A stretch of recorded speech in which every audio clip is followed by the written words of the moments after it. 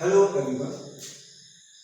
We have discussed a different topic on a different video was motion under gravity. We now move on to the next topic, position time graph. तो basically जो हमारे graphs हैं जो हमारे motion से related हैं अलग अलग कॉम्पिटिटिव एग्जाम्स में इस पर बेस्ड कई सारे न्यूमेरिकल्स और कई सारी प्रॉब्लम्स आपको मिलती हैं। तो बेसिकली उन प्रॉब्लम्स को सॉल्व करने के लिए बेसिकली हमें समझना होगा कि किस तरीके से हमारे अलग अलग पोजीशन टाइम ग्राफ, उसी तरीके से वेलोसिटी टाइम ग्राफ या अलग अलग तरह के ग्राफ किस तरीके से ड्रॉ किए जाते हैं और ये किस तरीके से एक दूसरे से रिलेटेड है या किस तरीके से आप इन ग्राफ का इस्तेमाल करके या इन ग्राफ का यूज करके अलग अलग फिजिकल क्वांटिटीज को डेराइव करते हैं या एक्सप्रेस करते हैं। तो चलिए सबसे पहले बढ़ते हैं पोजीशन टाइम ग्राफ की तरफ, जिसमें सबसे पहली चीज है पोजीशन टाइम ग्राफ और स्टेशनरी ऑब्जेक्ट। तो बेसिकली स्टेशनरी ऑब्जेक्ट वो ऑब्जेक्ट है जिनकी पोजीशन टाइम के साथ चेंज नहीं होती। We can also say position of stationary object does not change with time. तो अगर टाइम के साथ किसी भी ऑब्जेक्ट की पोजीशन चेंज नहीं हो रही है तो आप इसे हमेशा एक स्टेशनरी ऑब्जेक्ट कहते हैं। तो अगर हम एक्स और वाई एक्सिस पर एक ग्राफ प्लॉट करें जहां पर हमने एक्स एक्सिस को टाइम एक्सिस और वाई एक्सिस को हमारी पोजीशन एक्सिस माना है, तो हमारा कोई ऑब्जेक्ट अगर एक्स जीरो पोजीशन पे है और ये अगर एक स्टेशनरी ऑब्जेक्ट है जो टाइम के साथ अपनी पोजीशन को चेंज नहीं करता है, तो चाहे कितना भी टाइम आगे बढ़ जाए जो हमारे एक्स जीरो या हमारे जो ऑब्जेक्ट की पोजीशन है वो हमेशा एक्स जीरो पर ही बनी रहेगी। तो आप ऐसे कह सकते हैं कि position time graph of a stationary object is a straight line parallel to time axis. तो एक्स एक्सिस को आपने यहाँ पे टाइम एक्सिस माना, तो जो हमारा पोजीशन टाइम ग्राफ का स्लोप होगा, आप कह सकते हैं कि जो हमारा पोजीशन टाइम ग्राफ है वो बेसिकली एक्स एक्सिस के पैरेलल होगा या टाइम एक्सिस के पैरेलल होगा। यहाँ पे जो हमारा स्लोप है, स्लोप हो जाएगा हमारा 0 डिग्री। बेसिकली हमारा स्लोप होता है एक्स एक्सिस की पॉजिटिव डायरेक्शन से किसी भी लाइन का जो एंगल या झुकाव होता है उसी को हम स्लोप कहते हैं।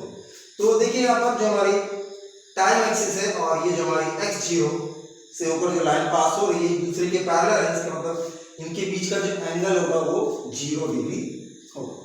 चलिए अगली पोजीशन पे आते हैं, position time graph for the uniform motion. तो अगर एक ऑब्जेक्ट या कोई भी ऑब्जेक्ट अगर यूनिफॉर्म मोशन कर रहा है तो इसका मतलब ये है कि वो इक्वल इंटरवल ऑफ टाइम में इक्वल डिस्टेंस कवर कर रहा है। तो अगर कोई ऑब्जेक्ट इक्वल इंटरवल में equal distance of time travel करता है तो उसका मोशन जो होता है वो हमारा यूनिफॉर्म मोशन कहलाएगा। तो बेसिकली जो हमारा पोजीशन टाइम ग्राफ होता है किसी भी यूनिफॉर्म मोशन के लिए, ये एक स्ट्रेट लाइन ही होती है जो कि हमारे टाइम एक्सिस पर किसी न किसी एंगल पर इंक्लाइंड होती है। तो अगर हम इस फिगर को देखें तो ये हमारी टाइम एक्सिस हो गई और ये हमारी पोजीशन एक्सिस। तो मान के चलते हैं कि इनिशियली अगर कोई भी ऑब्जेक्ट एक्स जीरो पोजीशन पे है और जैसे जैसे टाइम बढ़ रहा है वैसे वैसे इसकी पोजीशन चेंज होगी। जैसे आप देख सकते हैं इन पॉइंट्स को कोरिलेट करने पर t1 टाइम पर जो हमारी पोजीशन थी वो x1 थी और t2 टाइम पर जो हमारी पोजीशन थी वो x2 थी। तो अगर हम इनके बीच का स्लोप, मतलब आप अगर ये इस लाइन का टाइम एक्सिस के साथ स्लोप निकालना चाहते हैं तो सिंपली आप क्या कर सकते हैं, यहाँ पर हम इस एंगल को थीटा मान लेते हैं, इस ट्रायंगल को मान लेते हैं PQR। यहाँ पर जो हमारा एंगल थीटा होगा, इसी ये slope of the position time graph AB is tan theta is equal to QR upon PR। तो बेसिकली जो हमारा tan थीटा एंगल होता है वो होता है हमारा एल्टीट्यूड अपॉन बेस। यहाँ पर हमारा एल्टीट्यूड हो जाएगा QR और हमारा बेस हो जाएगा PR। तो अब यहाँ पर इस एक्सप्रेशन को आप x2 - x1 upon t2 - t1 की फॉर्म में रिप्रेजेंट कर सकते हैं। तो बेसिकली आपको ये डिस्टेंस मिला कैसे, ये डिस्टेंस हो जाएगा हमारा x2 और ये डिस्टेंस हो जाएगा हमारा x1। तो इस डिस्टेंस को फाइंड आउट करने के लिए आप x2 में से x1 डिस्टेंस को माइनस कर देंगे। इसी तरीके से सिमिलरली ये डिस्टेंस है हमारा t2, ये डिस्टेंस है हमारा t1। आप इसको टाइम पीरियड कह सकते हैं, ये टाइम पीरियड हमारा t2 और ये टाइम पीरियड हमारा t1। ये जो हमारा टाइम पीरियड हो जाएगा t2 - t1, मतलब आप t2 में से t1 को सब्ट्रैक्ट कर देंगे। तो बेसिकली जो हमारा स्लोप जिसको हम tan थीटा या झुकाव भी कहते हैं वो हो जाएगा हमारा x2 - x1 upon t2 - t1। तो देखिए जो पोजीशन का चेंज होता है, आप ऐसे कह सकते हैं the minimum distance between two points और difference between two points is known as displacement. तो आप x2 माइनस x1 को डिस्प्लेसमेंट लिख सकते हैं और t2 माइनस t1 को टाइम। तो बेसिकली डिस्प्लेसमेंट अपॉन टाइम हमारी वेलोसिटी इक्वल होता है, जिसे आप वेलोसिटी के फॉर्म में रिप्रेजेंट करते हैं। तो आप ऐसे कह सकते हैं कि slope of a position time graph give the velocity of an object. तो बेसिकली किसी भी यूनिफॉर्म मोशन में जो हमारा पोजीशन टाइम ग्राफ है उसका स्लोप हमेशा ही वेलोसिटी को रिप्रेजेंट करता है। तो ये हमारे position time graph for stationary object and position time graph for uniform motion. अब हम आगे बढ़ते हैं कुछ और अलग टाइप के ग्राफ पर।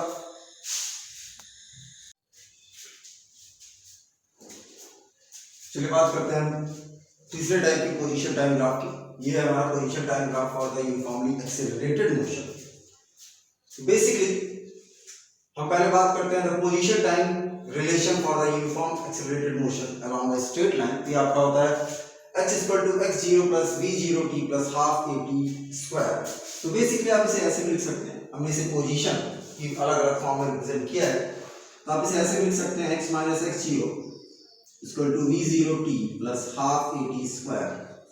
अभी देखिए यहाँ पर x माइनस x0 हो जाएगा हमारा s और v0 को कह सकते हैं इनिशियल वेलोसिटी, जिसे आप u से रिप्रेजेंट करते हैं।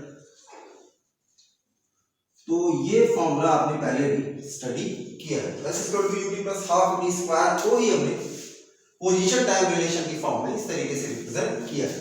तो यहाँ पर आप देख रहे हैं कि x जो है वो हमारा डायरेक्टली डिपेंडेंट है square of the time. Basically आप कह सकते हैं कि जो हमारा x है वो डायरेक्टली प्रोपोर्शनल हो जाएगा t स्क्वायर के। इसका मतलब ये होगा कि x is a quadratic function of t, और किसी भी क्वाड्रेटिक फंक्शन का ग्राफ हमेशा एक पैराबोला होता है। जैसे आपने पहले भी स्टडी किया होगा कि जैसे हमारे पास कोई function y equal to x square है, अगर आप इसका ग्राफ प्लॉट करेंगे पेपर पे तो आपको एक पैराबोला ही मिलेगा। इसीलिए जो हमारा ये पोजीशन टाइम ग्राफ है किसी भी यूनिफॉर्मली एक्सेलरेटेड मोशन के लिए, ये एक कर्व या एक पैराबोलिक पाथ में प्रेजेंट हो रहा है। तो चलिए देखते हैं ग्राफ की तरफ बढ़ते हैं। जैसे मान लीजिए ये हमारी ओरिजिन O और यहाँ पर हमारा टाइम t इक्वल टू 0 है, ये हमारी टाइम एक्सिस और ये हो जाएगा हमारा पोजीशन एक्सिस। तो मान लेते हैं कि किसी टाइम t इक्वल टू 0 पर जो हमारी इनिशियल पोजीशन है ऑब्जेक्ट की वो x0 पर है, और जैसे जैसे टाइम चेंज हो रहा है वैसे वैसे हमारे ऑब्जेक्ट की पोजीशन भी चेंज होती चली जाती है। तो अब किसी भी इस दिए गए कर्व के किसी भी पॉइंट पर अगर आप टेंजेंट ड्रॉ करते हैं तो वो टेंजेंट हमारे टाइम या x एक्सिस के साथ कितना एंगल कंस्ट्रक्ट करता है, या x एक्सिस से पॉजिटिव डायरेक्शन में कितना एंगल कंस्ट्रक्ट करता है, या क्या स्लोप बनाता है, वो हम किसी भी पॉइंट पर टेंजेंट ड्रॉ करके निकाल सकते हैं। तो देखिए अगर हमें इस पॉइंट पर जहां पर हम t और x को मिलाने पर जो हमारा करस्पॉन्डिंग पॉइंट मिल रहा है, इस पर अगर हम एक टेंजेंट ड्रॉ करते हैं तो इसका स्लोप निकालने के लिए हम इसकी वर्टिकल हाइट dx और हॉरिजॉन्टल जो हमारा चेंज है उसको dt ले लेते हैं, और इनका जो रेशियो हो गया या जो रिलेशन होगा वही हमारा हो जाएगा slope of the tangent at given point. तो किसी भी कर्व के अलग अलग पॉइंट पर अगर आप स्लोप निकालते हैं तो आप देखेंगे कि आपको हमेशा अलग अलग एंगल मिलेंगे। जैसे आप किसी लाइन की बात करते हैं, किसी लाइन पर अगर आप अलग अलग पॉइंट्स को लेकर टेंजेंट ड्रॉ करें तो आप देखेंगे कि जो टेंजेंट की डायरेक्शन होगी वो लगातार चेंज होती। चलिए थोड़ा अलग तरीके से समझते हैं इसको। एक ज्यादा कर्व ले लेते हैं, यहाँ पर इसकी डायरेक्शन ये, इसकी डायरेक्शन ये और इसकी डायरेक्शन ये हो जाएगी। तो आप देख रहे हैं कि लगातार डायरेक्शन चेंज हो रही है। इसका मतलब ये है कि जो हमारा स्लोप है या जो हमारा एंगल होगा पॉजिटिव x डायरेक्शन से वो लगातार चेंज होता चला जाएगा। इसका मतलब ये हुआ कि जैसे जैसे हमारे स्लोप का एंगल चेंज हो रहा है वैसे वैसे हमारी वेलोसिटी इंक्रीज करती चली जाएगी। तो slope of the position time graph होता है small change in vertical coordinate upon small change in horizontal coordinate. तो वर्टिकल कोऑर्डिनेट को हमने जो चेंज है उसको हमने dx, स्मॉलर चेंज को dx लिया है, और जो हमारे हॉरिजॉन्टल प्लेन में जो हमारा हॉरिजॉन्टल एक्सिस पे जो हमारा चेंज हो रहा है स्मॉल चेंज को हमने dt ले लिया है। तो ये बन जाएगा हमारा dx अपॉन dt। इसी को कहते हैं वेलोसिटी एट इंस्टेंट t या इंस्टेंटेनियस वेलोसिटी की फॉर्म में भी आप इसे रिप्रेजेंट करते हैं। तो बेसिकली जो ये रिलेशन है वो हमारे रेट ऑफ चेंज को रिप्रेजेंट कर रहा है। तो किसी भी ऑब्जेक्ट जो मोशन में है, जैसे जैसे टाइम चेंज होगा वैसे वैसे उसकी पोजीशन चेंज होती चली जाएगी। तो जो हमारा यहाँ पर पोजीशन है वो हमारे टाइम का ही एक फंक्शन होगा। तो आप ऐसे कह सकते हैं कि the position of an object change with respect to time. तो यहाँ पर जो हमारा पोजीशन है वो टाइम का ही एक फंक्शन होगा जो लगातार चेंज होता चला जाता है। इस स्मॉलर चेंज को रिप्रेजेंट करने के लिए या द रेट ऑफ चेंज को रिप्रेजेंट करने के लिए जब एक्सप्रेशन यूज करते हैं वो होता है हमारा dx अपॉन dt, और यही होती है हमारी वेलोसिटी एट इंस्टेंट t। तो जो भी आप स्पीडोमीटर हमारे आज व्हीकल्स में यूज किए जाते हैं, तो बेसिकली जो हमारे स्पीडोमीटर है वो टोटल वेलोसिटी को रिप्रेजेंट नहीं करते, केवल और केवल इंस्टेंटेनियस वेलोसिटी का ही मेजरमेंट करते हैं। तो हो जाएगा हमारा position time graph for uniformly accelerated motion. आप कर्व को देखकर कह सकते हैं कि जैसे जैसे टाइम चेंज हो रहा है वैसे वैसे पोजीशन में आने वाला जो चेंज है वो लगातार इंक्रीज कर रहा है। इसका मतलब है कि जो हमारी वेलोसिटी है वो कॉन्स्टेंटली इंक्रीज करती चली जाएगी। ये हो जाएगा हमारा position time graph for uniformly accelerated motion.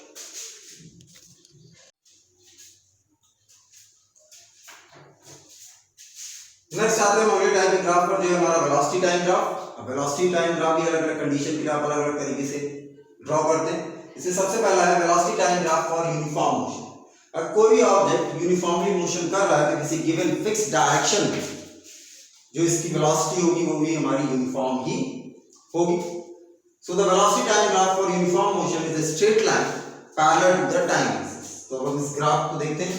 यहाँ पर हमने एक्स एक्सिस को टाइम एक्सिस मान लिया है और वाई एक्सिस को वेलोसिटी एक्सिस। तो आप यहाँ देख रहे हैं कि जो हमारे यूनिफॉर्म मोशन का ग्राफ है ये हमारे टाइम एक्सिस के पैरेलल एक स्ट्रेट लाइन आपको मिलती है।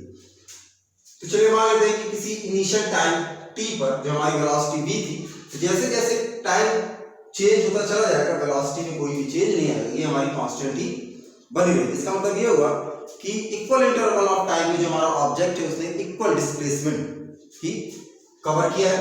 तो अब अगर हम यहाँ पर अलग अलग टाइम पर जो हमारे वेलोसिटी है उसके बीच में टाइम और वेलोसिटी के बीच में रिलेशन निकालना चाहें तो आप कह सकते हैं area under the velocity time graph between time t1 and t2। हम मान लेते हैं कि t1 टाइम पर हमारे ऑब्जेक्ट की जो वेलोसिटी थी या जो पोजीशन थी वो a थी, और t2 टाइम पे जो हमारे ऑब्जेक्ट की वेलोसिटी थी b या पोजीशन जो थी हमारी b थी। तो अब यहाँ पर हमारे पास देखिए एक रेक्टेंगल बन रहा है a b c d। तो जो area under the velocity time graph t1 and t2 होगा वो एरिया ऑफ रेक्टेंगल ABCD के बराबर होगा। तो एरिया ऑफ रेक्टेंगल क्या हो जाता है, लेंथ इनटू विड्थ। ये हो जाएगा हमारा AD इनटू DC। तो AD को हम मान लेते हैं वेलोसिटी v या आपके v के बराबर होगा, और जो हमारा DC होगा वो होगा t2 माइनस t1 के बराबर। तो यहाँ से आप इसको रिप्रेजेंट कर सकते हैं v into t2 minus t1, यही हो जाएगी वेलोसिटी, और ये हो जाएगा हमारा टाइम इंटरवल या टाइम चेंज है, इसको आप टाइम भी कह सकते हैं। तो वेलोसिटी इनटू टाइम जो होता है हमारे डिस्प्लेसमेंट के बराबर होता है। So the area under velocity time graph given area under the time velocity time graph for a uniform motion give the displacement of object in given time interval. तो यहाँ पर किसी गिवन टाइम इंटरवल के लिए आपका object कितना displacement करता है ये इस बाउंडेड एरिया के थ्रू आप कैलकुलेट कर सकते हैं। तो ये हमारी कंडीशन होगी velocity time graph for uniform motion.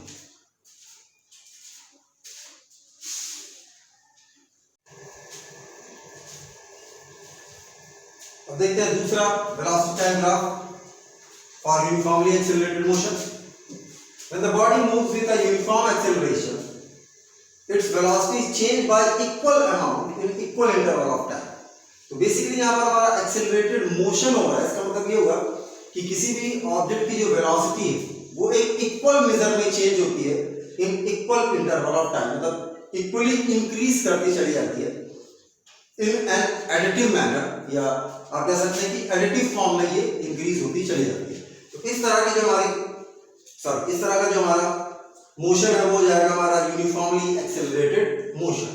तो यूनिफॉर्मली एक्सेलरेटेड मोशन के लिए जो हमारा वेलोसिटी टाइम ग्राफ होता है वो भी एक स्ट्रेट लाइन होगा, पर ये इंक्लाइंड होगा हमारी टाइम एक्सिस पे। इसका मतलब ये हुआ कि टाइम एक्सिस या पॉजिटिव एक्स एक्सिस की डायरेक्शन से ये कोई ना कोई एंगल या कोई ना कोई झुकाव जरूर यहाँ पर रिप्रेजेंट करेगा या शो करेगा। तो आप कह सकते हैं the velocity time graph for a uniformly accelerated motion is a straight line inclined into time. तो देखते हैं किस तरीके से, जैसे हमारी ये हो गई टाइम एक्सिस और ये हो जाएगी हमारी वेलोसिटी एक्सिस। हम इसी इनिशियल टाइम t = 0 पर मान लेते हैं वेलोसिटी v 0 है और ये यूनिफॉर्मली एक्सेलरेट होना स्टार्ट होता है। तो मानते हैं कि t1 टाइम पर इसकी वेलोसिटी v1 हो जाएगी और t2 टाइम पर इसकी वेलोसिटी मान लेते हैं v2। इन करस्पॉन्डिंग पॉइंट्स को हमने क्या कर दिया, ऐड कर और जॉइन कर दिया। अब ये जो हमारा AB स्लोप है, ये AB स्लोप ही हमारे velocity time graph for the uniformly accelerated motion को रिप्रेजेंट कर रहा है। तो हम ये देखते हैं कि इसका स्लोप कितना, मतलब इसमें कितना रेट ऑफ चेंज जनरेट हो रहा है। तो slope of velocity time graph AB को रिप्रेजेंट करने के लिए क्या करते हैं, हम इस V1 वाले लाइन को आगे बढ़ा देते हैं और सभी को ज्वाइन कर देते हैं। एक ट्रायंगल यहाँ पर PQR मिल रहा है जो कि हमारे हॉरिजॉन्टल एक्सिस से थीटा डिग्री का एंगल कंस्ट्रक्ट कर रहा है। तो यहाँ से tan थीटा हो जाएगा altitude upon base which is QR upon PR। आप इसको रिप्रेजेंट कर सकते हैं v2 minus v1 upon t2 minus t, क्योंकि ये डिस्टेंस अगर v2 है और ये डिस्टेंस हमारा v1 है तो ये हो जाएगा v2 माइनस v1। ये टाइम पीरियड हमारा t2 है और ये टाइम पीरियड हमारा t1 है तो ये टाइम पीरियड हो जाएगा हमारा t2 माइनस t1। तो आप इसको लिख सकते हैं v2 minus v1 upon t2 minus t1। ये हो जाएगा हमारा change in velocity upon time interval, और change in velocity with respect to time is also known as acceleration. इसको आप एक्सेलरेशन भी कह सकते हैं, इसे रिप्रेजेंट कर सकते हैं। तो आप बेसिकली कह सकते हैं कि slope of the velocity time graph give the acceleration of the object. तो किसी भी यूनिफॉर्मली एक्सेलरेटेड मोशन का वेलोसिटी टाइम ग्राफ का जो स्लोप होगा, ये स्लोप हमेशा ही एक्सेलरेशन को रिप्रेजेंट करता है जो ऑब्जेक्ट हमारा मूव कर रहा है।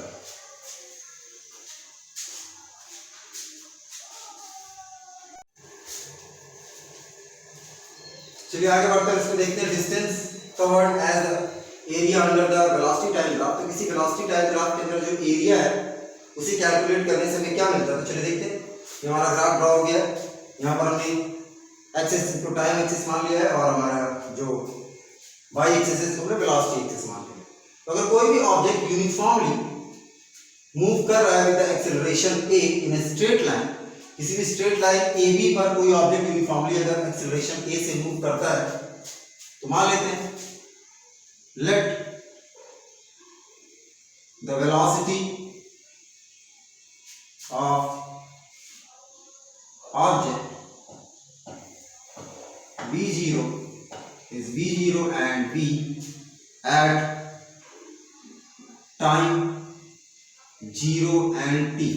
जब टाइम 0 है तो हम वेलोसिटी मान लेते हैं v0 और जब टाइम हमारा t है तो वेलोसिटी हो जाएगी हमारी v। तो अब इस AB वेलोसिटी टाइम ग्राफ द्वारा जो एरिया कवर किया जा रहा है उसका एरिया हम यहाँ पर कैलकुलेट करते हैं। तो यहाँ पर आप लिखेंगे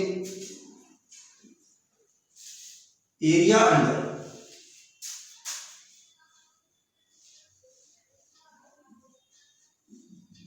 the velocity time graph AB is equal to हो जाएगा area of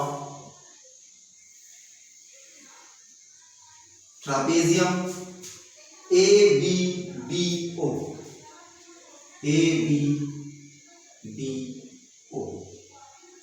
area of trapezium क्या होता है, 1/2 into altitude into sum of the parallel side. तो यहाँ पर देखिए OA और BD हमारी दोनों पैरेलल साइड्स हैं और इनके बीच की जो हाइट है या परपेंडिकुलर डिस्टेंस है वो जाएगा हमारा OD के बराबर।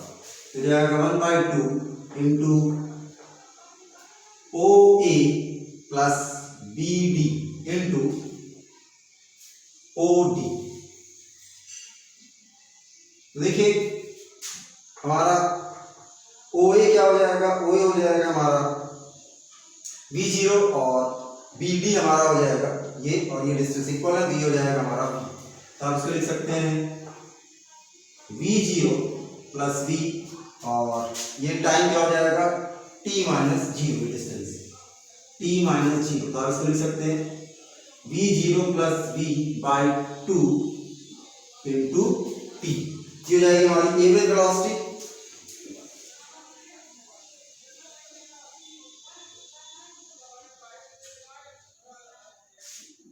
इंटू टाइम इंटरवल, तो इसी को हम क्या कह सकते हैं, distance travelled in time t।